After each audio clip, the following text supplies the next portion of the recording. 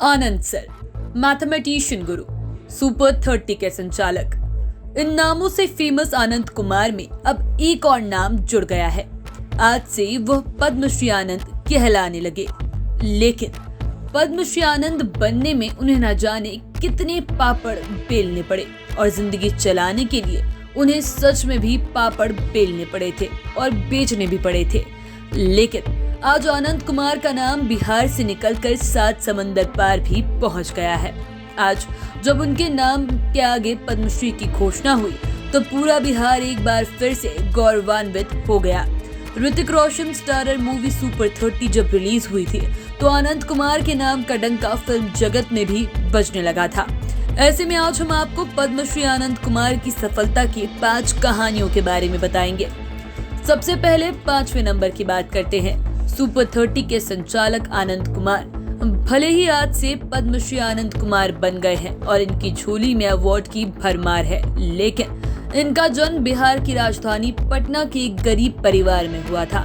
तब किन्हीं को थोड़े ही पता था कि यही आनंद कुमार एक दिन पद्मश्री आनंद कुमार बन जाएंगे। बता दें कि आनंद कुमार के पिता इंडियन पोस्टल डिपार्टमेंट में क्लर्क थे।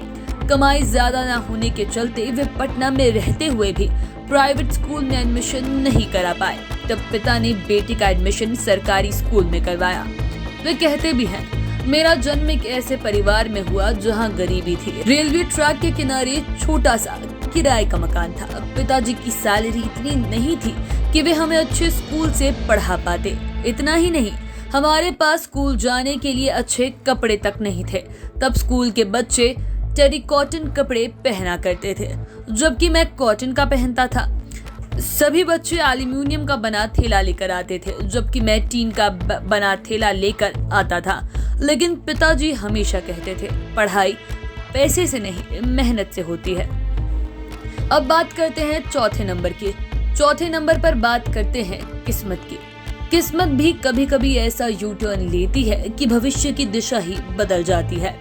ऐसा ही आनंद कुमार के साथ भी हुआ। इन्हें तब काफी अच्छा लगा जब कैम्ब्रिज यूनिवर्सिटी से एडमिशन का ऑफर मिला। दरअसल आनंद कुमार की गणित पर शुरू से अच्छी पकड़ थी और हायर एजुकेशन में मैथ में अच्छे नंबर भी आए थे। ग्रेजुएशन के दौरान ही इन्होंने कई रिसर्च पेपर्स लिख दिए थे। इनमें से मैथमेटिकल स्पेक्ट्रम और द मैथमेटिकल गैजेट में प्रकाशित भी हुए थे। इन्हीं रिसर्च पेपर्स की वजह से कैम्ब्रिज यूनिवर्सिटी में एडमिशन का ऑफर भी आया था, लेकिन यहाँ भी इनकी राह में किस्मत आ गई। ये वाकया 1993 से 94 का है।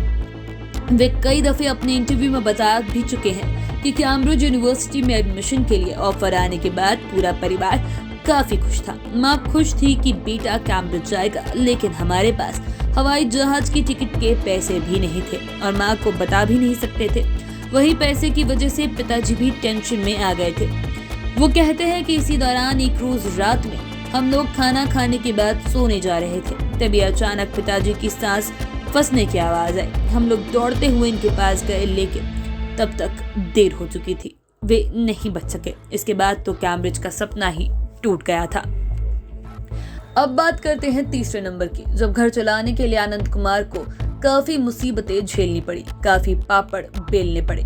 कह सकते हैं कि इन्हीं मुसीबतों के साथ ही सच में भी पापड़ बेलने पड़े थे और बेचने भी पड़े। दरअसल पिता की मौत के बाद तो घर में गम का पहाड़ टूट गया था। हालांकि ये चाहते तो पिता की जगह पर इनकी नौकरी हो जाती, लेकिन उन्होंने तय किया कि अगर नौकरी कर लूंगा तो गणित में प्रतिभा दिखाने का मौका नहीं मिल पाएगा। फिर तो पूरी जिंदगी डाक खाने में ही बीत जाएगी। जब नौकरी नहीं ज्वाइन की तो घर चलाने में संकट आने लगे। आर्थिक तंगी के कारण घर परिवार चलाना मुश्किल हो गया।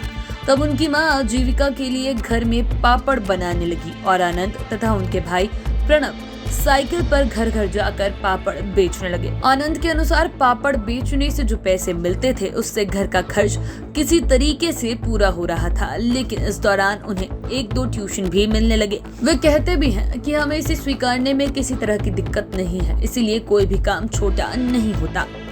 अब बात करते हैं दूसरे नंबर की। पापड़ बेचने से किसी तरह घर तो चल रहा था, लेकिन कुछ कर नहीं पा रहे थे। तब पिता की ही बात याद आई कि मेहनत से ही सब कुछ मिलता है। इसी दौरान छोटे भाई ने भी कहा कि भैया हम लोग कब तक पापड़ बेचते रहेंगे। इसके बाद आनंद ने 500 रुपए प्रतिमाह के किराए पर एक अलग से रूम लेकर अपनी कोचिंग शुरू की। इसी कोचिंग को आनंद कुमार ने मैथमेटिशियन रामानुज के नाम पर शुरू किया। इन्होंने मेहनत की तो कोचिंग चल पड़ा। इसी तरह देखते ही देखते 3 साल में करीब 500 बच्चे इनकी कोचिंग में एडमिशन ले चुके थे। इसी दौरान साल 2000 में सुपर 30 का ख्याल आया। इसके पीछे भी एक कहानी छिपी हुई है।